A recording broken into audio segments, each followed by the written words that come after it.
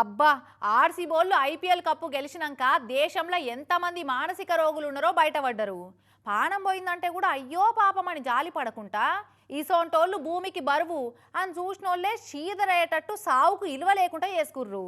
అభిమానుల పేరు మీద రోడ్ల మీదకి వచ్చి మదమెక్కిన ఆంబోతుల్లే కొర్రుకుంటా అంగడి చేసిన సైకోలకు బెజవాడ పోలీసోళ్ళు చూడురు ఎట్లా గుణపాఠం చెప్పిర్రో.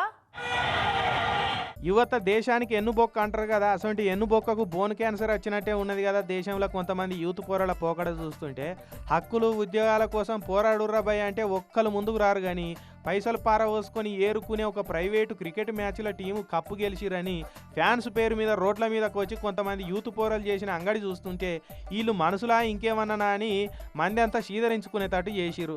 తాషెడ్డ కోతి వనమెల్ల చేసిందన్నట్టు వాళ్ళు చెడిపోవడే కాకుండా కనిపించిన వాటినల్లా నాశనం చేసుకుంటూ వేయరు.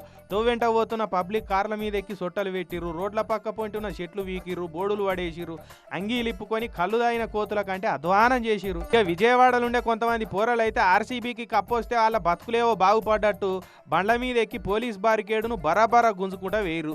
ఇక సోషల్ మీడియాలో ఆ వీడియో వైరల్ అయ్యే వరకు పోలీసు వాళ్ళ బండి నెంబర్ తోటి పోరగాళ్ళని దొరకబట్టి స్టేషన్కి ఎసుకపోయారు. ఇక ఆడ కుంటుకుంటా నడుచుకుంటూ వస్తున్నారు కదా వీళ్ళే ఆ సిపాయిలు.